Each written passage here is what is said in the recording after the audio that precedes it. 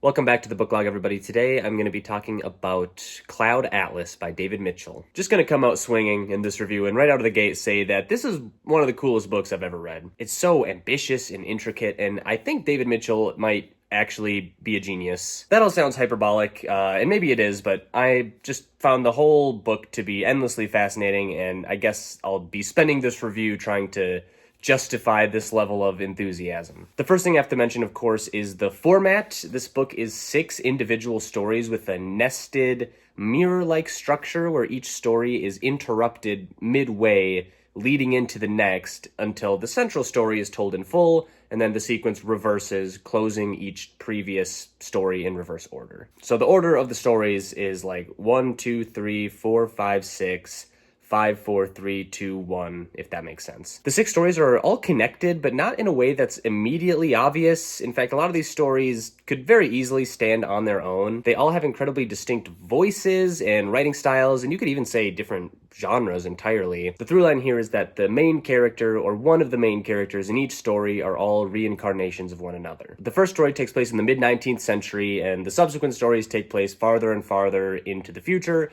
up to and including futures hundreds of years past our current present. The reincarnation angle is only ever alluded to kind of offhandedly, but it's clear that's what's going on. The main motif being the fact that these characters all share an identical comet-shaped birthmark. But beyond that, these stories share a lot of thematic resonance as well. They all in some way touch on power and oppression, humanity, the cyclical nature of life, all of which I'll get to. I think the best way to talk about this book is to just run through each of the 6 stories in chronological order and get into some of the themes and connections as I go. As a result, this review will probably be like 6 times longer than usual. The first story here, which also happens to be the last story here because of the format, is The Pacific Journal of Adam Ewing. It's in the form of an actual journal written in the first person by an American notary from San Francisco, Adam Ewing, who is documenting his voyage on the ship Prophetess through various islands in the South Pacific during the mid-19th century. It is written in a very authentic feeling 19th century style of English, and that, along with its nautical setting, was very reminiscent of Moby Dick to me, funnily enough. The first part of the story takes place specifically on the Chatham Islands near New Zealand, where Adam Ewing witnesses the brutal subjugation of the Moriori people by the Maori. The Moriori are a pacifist society that has been enslaved and nearly wiped out since the Maori arrived. During his time on the island, Adam Ewing meets Dr. Henry Goose, who's this kind of unscrupulous but seemingly well-educated doctor who is treating Adam for a mysterious ailment, which the doctor claims is a brain parasite. Adam Ewing also befriends Autua, a Moriori slave who, with Adam's reluctant help, sneaks on board Prophetess in order to secure passage. Again, every story in this book is interrupted halfway through, but this one in particular literally ends mid-sentence and then picks up again from the exact spot at the end of the book. So the second half of this story, the one at the end, largely takes place on the island of Raiatea, where Adam once more witnesses slaves being exploited, but this time it's under the guise of, Christian benevolence, which makes Adam feel a lot of deep internal conflict as a Christian man himself. As Prophetess is sailing back to America, Adam's weird ailment becomes increasingly severe until he comes to the realization that Dr. Goose is not actually treating him, but is in fact poisoning him in order to steal his money. But before Goose can finish the job, Autua intervenes and saves his life, and they arrive safely in San Francisco. Adam kind of realizes throughout the course of this story, through these experiences, that the world he has benefited from is built on violent, systemic cruelty, basically. So he decides to join the abolitionist movement. He understands logically that he's being idealistic and that he will likely accomplish very little in exchange for a lot of suffering, but he resolves to do it anyway. The book as a whole ends with the line, "As you gasp your dying breath, shall you understand your life amounted to no more than one drop in a limitless ocean. Yet what is any ocean but a multitude of drops?" It's a little bit weird talking about the very last line of the book right now, sort of in the beginning of the review, because I think that ending and that line is applicable to a lot of the other stories I haven't talked about yet, but I think the idea is that small actions can add up it can ripple across time, and this is something that we will see looking at the rest of the stories in this book. Most of the stories in Cloud Atlas are divided relatively neatly, but like I mentioned, that story in particular is cut off mid-sentence halfway through. And this is where we get to the metafictional connections between these stories, because the Pacific Journal of Adam Ewing, like the actual physical object, or I guess both halves of it, are found by Robert Frobisher, the main character in the second to last story of this novel, called Letters from Zettelhem. This story is epistolary, I guess you could say. It's told through a series of letters written by Robert Frobisher to his friend and possibly lover, Rufus Sixsmith, in the year 1931. Robert is this talented young English composer, but due to various debts and scandals has been disowned by his family and is now traveling to Belgium to become an amanuensis. Basically a musical assistant, no idea how to pronounce that word, but that's what he's doing for the very famous but aging composer Vivian Aris, who lives at the Zettelhem estate. Vivian Aris is skeptical of this idea at first, but eventually he comes around and brings Robert on to assist him with his compositions, which have become more difficult of late due to his health and his age. Eventually, Robert Frobisher begins to literally ghostwrite music under Aris's name, and at the same time, he begins to have an affair with Aris's wife, Jocasta, and kind of also with his daughter, Eva. In the midst of all of this, he is also in the process of writing his own magnum opus, which he calls the Cloud Atlas Sextet, and which is coincidentally structured in the exact same nested format as the novel. Robert eventually starts to resent the lack of credit and appreciation he's getting. Vivian Aris starts threatening him and his career, so Robert ends up fleeing. He comes to the conclusion that his debts and betrayals and his overall fading opportunities are catching up to him, so the story ends tragically with him ending his own life. In his last letter to Sixsmith, he talks about how rather than facing his disgrace, he is choosing instead to die and to live on as his music, which to him is like a representation of his very existence. He has poured his life into it, and now that it's complete, he sees himself as expendable. The story is just really beautiful and haunting and tragic. I thought Frobisher was such an authentically rendered character, and I love how much you can feel his personality in the actual writing of the story, especially with how often he references music and with how he describes the world in such a literally musical way. At the end of the story, he has this idea that his life is eternally recurrent. All the same things will lead up to all the same moments again, so he's not really going anywhere. Second one in a row where I'm just gonna read the last line verbatim, but I just thought it was so good. Time cannot permeate this sabbatical. We do not stay dead long. Once my Luger lets me go, my berth next time round will be upon me in a heartbeat. 13 years from now, we'll meet again at Gresham. 10 years later, I'll be back in the same room, holding the same gun, composing the same letter, my resolution as perfect as my many-headed sextet. Such elegant certainties comfort me at this quiet hour. As it is in this book, these very letters from Zettelhem, again, the physical letters themselves, end up finding their way into the next story in the novel, titled Half-Lives, the First Louisa Ray Mystery. They are obtained by the titular Louisa Ray herself, in fact, through none other than Rufus Sixsmith, who had been holding on to the letters over decades. I think this story best illustrates this book's willingness to just completely shift genre, because unlike the previous two segments, this is more of a campy political thriller noir. Interestingly, it's also the only story in the collection narrated in the third person, which gives it a bit more of a cinematic tone. It's the 1970s now in a fictional California city named Buenas Yerbas, and Rufus Sixsmith is a nuclear physicist. Louisa Ray and Rufus have a chance encounter by getting stuck in an elevator together, and it's revealed that Louisa is an investigative journalist. Coincidentally, Rufus happens to be a whistleblower trying to expose a dangerous flaw in the Seaboard Corporation's new nuclear reactor, which, if activated, could cause some sort of catastrophic meltdown. He secretly tries to give Louisa a very damning scientific report, hoping she will expose the truth, but before he can make his findings public, he is murdered by an assassin hired by Seaboard's CEO, Alberto Grimaldi. Rather than being deterred, though, Louisa decides to dig even deeper into this plot, and as a result, she gets caught up in this complicated spiderweb of a conspiracy. Seaboard is bribing and blackmailing and intimidating and killing its dissidents. They even attempt to assassinate Louisa herself, but through all of it, she is determined to get this information out into the public. The story ends on a bit of an uncharacteristically happy note for this book, because she eventually does publish the truth, and it leads to the downfall of Seaboard and all its evil executives. If I were absolutely forced to select a least favorite section of Cloud Atlas, it would probably be this one. It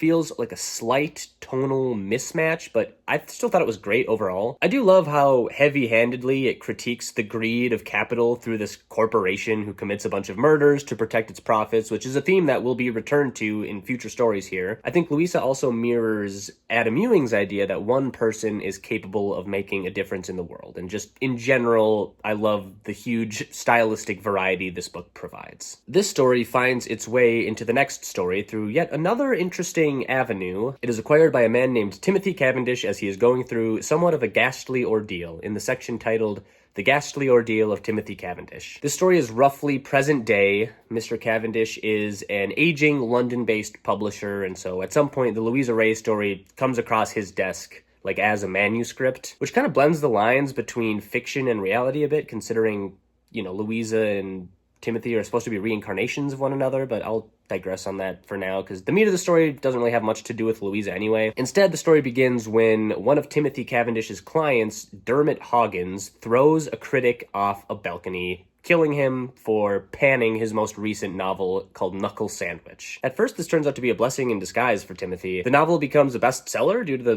bizarre circumstances surrounding it, and as the publisher, Timothy is profiting extremely well. Things start to go awry, however, when it comes to light that Dermot Hoggins has some familial mob connections, and his brothers begin to demand their share of the profits. As a result, Timothy Cavendish decides to flee London to seek refuge with his estranged brother, Denholm. His brother seemingly agrees to help by sending him to what Cavendish believes is a countryside hotel, but he soon realizes he has been tricked, and the hotel his brother sent him to is actually Aurora House, which is this bleak, oppressive nursing home where he has unknowingly signed and committed himself indefinitely. Timothy Cavendish soon learns that Aurora House is run by the tyrannical Nurse Noakes, who confiscates his belongings, denies him contact with the outside world, and severely punishes any escape attempts. The staff basically treat the residents like prisoners. They just drug them into complacency, essentially, and any protests that anyone makes are just dismissed as signs of their senility. The second half of the story is essentially Timothy Cavendish and a couple other residents of Aurora House scheming up and attempting a very elaborate escape attempt. They notice that one of the residents' children always leaves his keys in the ignition of his car when he comes to visit. So the next time he visits, the group of escapees steal his car, plow through the Iron Gate, and drive off up to Scotland. The very last scene in the whole story is this sort of ridiculous moment where the group is confronted by the police in a pub, but is able to escape by stoking a feud between the Scottish patrons of the bar and their English would-be captors. Just an incredibly entertaining story, basically a dark comedy more than anything else. Very absurd, very ridiculous, and on top of that, Timothy Cavendish is just such a delightfully witty narrator. The story has a very dry, British sense of humor that I appreciated, and even though on a literal level, a lot of this story is pretty intense, it also brings a lot of levity to this book, which is otherwise quite dark. The way this story connects with the following story is also a bit absurd. This entire ordeal is turned into a movie, which is referenced a few times in the next story, which is An Horizon of Sonmi 451. This is the section where I really started to get the sense that this book is kind of brilliant. It takes place in this sci-fi techno-dystopian future version of Korea called Nia So Kopros, and the frame of the story is that it is an interrogation transcript between Sonmi 451, who is a cloned fabricant server, and an archivist who is documenting her final testimony before her execution. The world of Nia So Kopros is this hyper-capitalist dystopia where corporations control every aspect of life, and consumerism is so deeply ingrained in the culture that it feels like intrinsic to the natural order of things. Clones, or fabricants, as they're called, are bred for specific jobs designed to serve corporate interests without question. The entire labor force is essentially composed of clone slaves. In this world, language itself has even been commodified, with everyday objects referred to by their brand names, which sort of happens now, but in this case, cars are referred to as Fords, TVs are called Sonys, shoes are called Nikes, cameras are Kodaks, coffee is a Starbucks, cigarettes are Marlboros, and movies are simply called Disneys, such as the Disney of Timothy Cavendish. Advertisements are completely inescapable. They have replaced all forms of art and entertainment and are even plastered across the moon. Consumption is not encouraged, it is mandatory. Citizens must meet literal purchase quotas or face consequences. choices. The society is so thoroughly controlled by branding and commercialism and capitalism that questioning it is pretty much impossible. The archivist interviewing Sonmi is visibly disturbed by the mere suggestion that such a system could be unnatural. Sonmi 451 is a fabricant clone who works for a restaurant called Papa Song's, which,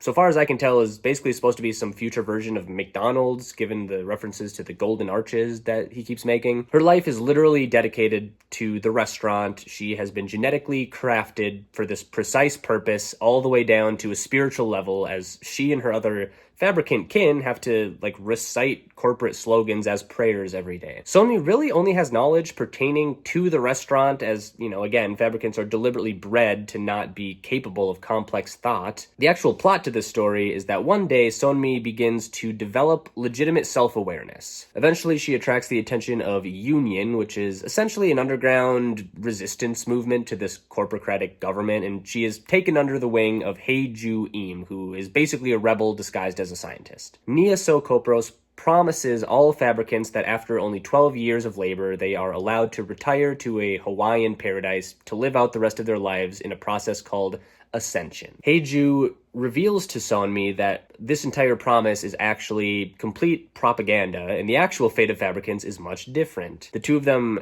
sneak on board one of the ships that supposedly transports ascended fabricants to their peaceful retirement, but what they discover instead is that rather than being transported anywhere, fabricants are actually just killed. Their bodies are then shredded and used to create soap, which is what the fabricants all eat, since they are not genetically capable of consuming regular pure-blood human food. After this completely horrific revelation, Sonmi takes it upon herself to compose a declaration, which is essentially a revolutionary manifesto advocating for fabricant rights and equality, which gains quite a bit of traction and causes a lot of civil unrest. And the story continues to take even darker turns as Sonmi is arrested, put on trial, interrogated, as in the story frame itself. And then there's an additional knife twist at the end, which is when it is also revealed that actually her entire rebellion was orchestrated by the government. They allowed her to awaken and create her declaration only to justify harsher control over fabricants. She was never meant to succeed. She was just a manufactured martyr designed to prove that fabricants can't be trusted with autonomy. The story is incredibly dark, but also very striking and moving. David Mitchell's vision is